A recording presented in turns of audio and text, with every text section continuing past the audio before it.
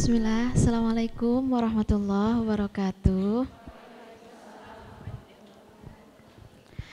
Alhamdulillahirabbil alamin, hamdan hamidin, hamdan syakirin, hamdan yuafi ni'amahu wa yukafi'u mazidah.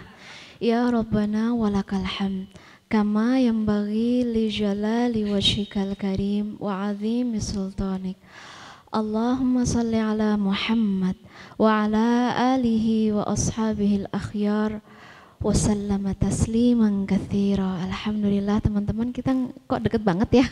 Alhamdulillah deket banget, senang ya. Barakallah, ini yang hadir saat ini punya tekad untuk membahagiakan ayah ibunya. Yang hadir di sini punya semangat untuk berbakti pada orang tuanya.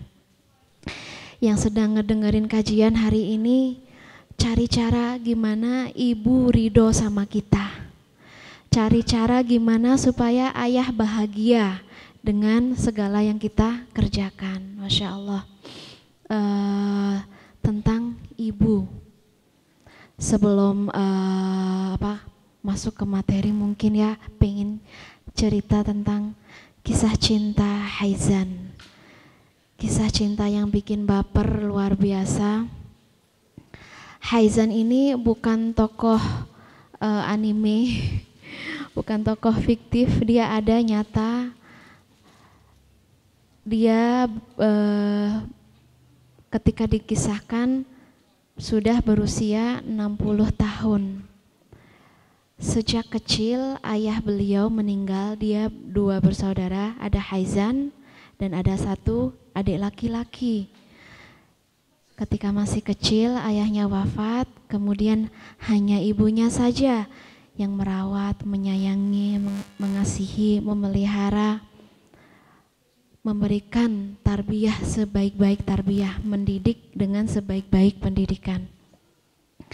Sampai ketika sang ibu semakin lama semakin sepuh, semakin lama semakin sepuh, Haizan semakin hari semakin cinta sama ibunya. Dari Haizan kecil sampai dewasa, sampai berusia 60 tahun. Hari demi hari hidupnya hanya untuk mencari ridho Rob lewat sang ibu. Paginya dia berpikir, aku ingin bahagiakan ibu. Siangnya, ibu, aku biar bahagia aku harus ngapain. Sorenya, malamnya terus berpikir tentang cinta dia kepada ibunya. Dia hormati ibunya. Dia tidak pernah sekalipun menatap wajah ibunya dengan pandangan yang tajam. Dia sama sekali tidak pernah meninggikan suaranya. Dia sama sekali tidak pernah berpikir, kenapa aku diberikan ibu yang seperti ini. Dia sangat menghormati ibunya dan sangat menghargai ibunya. Sampai ibunya berusia sekitar 90 tahun lebih. Bayangkan, dia merawat ibunya dari kecil sampai dia berusia 60 tahun. Berarti ibunya sampai sekitar 90 tahun. Jelas ya, orang 90 tahun tuh gimana kondisinya?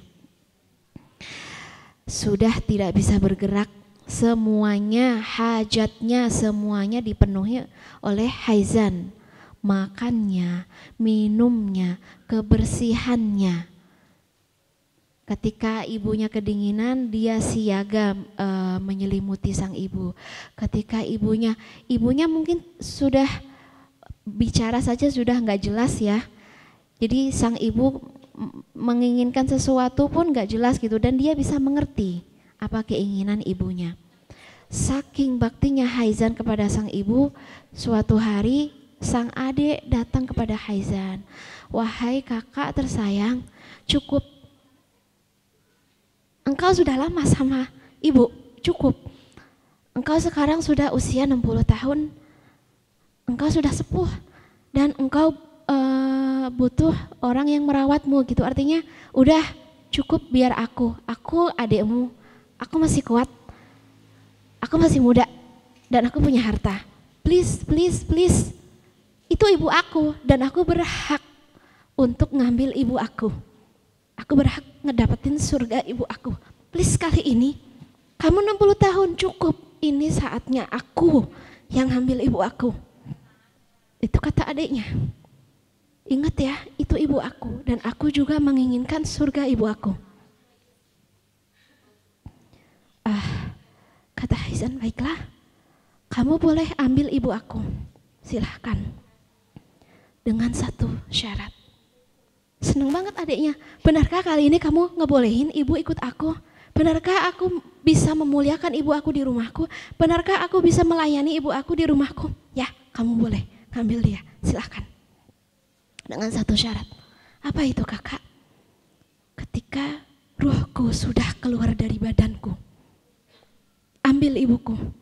Selama ruhku masih di dalam tubuhku, selama aku masih bisa bergerak, aku akan mempertahankan ibuku. Aku akan berjuang membahagiakan dia. Aku akan melayani dia. Aku akan menghormati dia. Apapun kebutuhannya, aku akan penuhi. Aku ingin bahagiakan ibu karena dia adalah surgaku. Akhirnya sang adik udah ngerti watak kakaknya. Gak bisa kayak gitu dong kak. Dia ibu aku berhak dapat surga.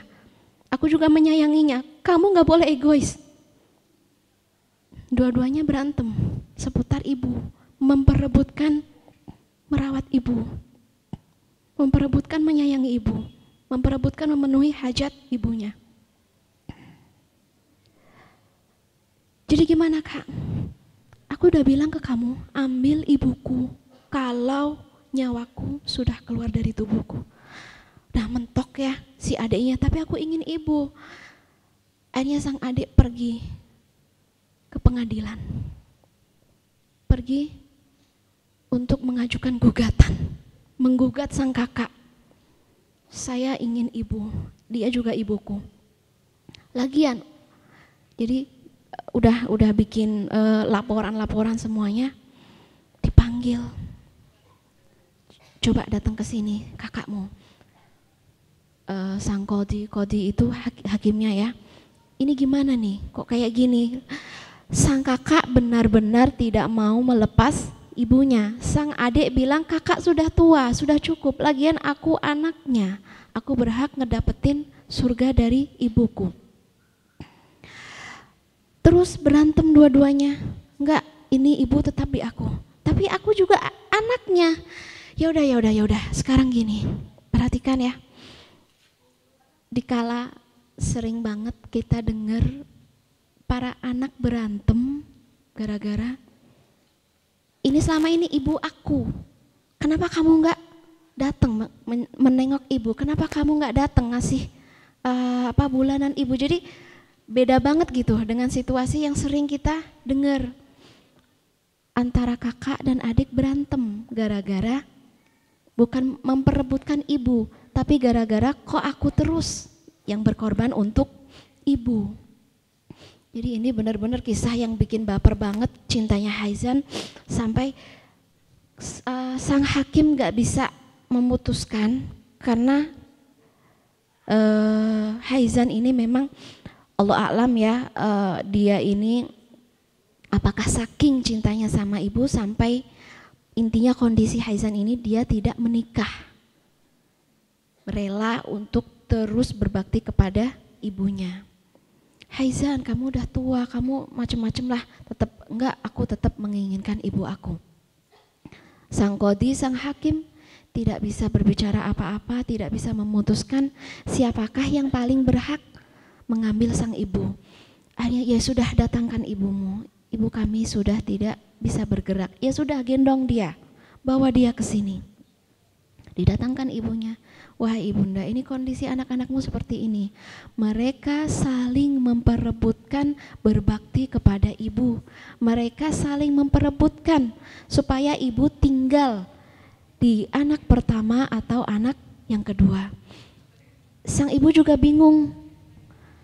Anak pertamaku Haizan, dia adalah seperti seumpama mata kananku. Sedangkan anak keduaku seumpama mata kiriku. Apakah aku bisa memilih mata kanan dan meninggalkan mata kiriku, atau sebaliknya memilih mata kiri dan meninggalkan mata kananku? Jadi sang ibu juga nggak bisa milih mana yang terbaik. Masya Allah, la quwata illa billah. Inilah kisah cinta Haizan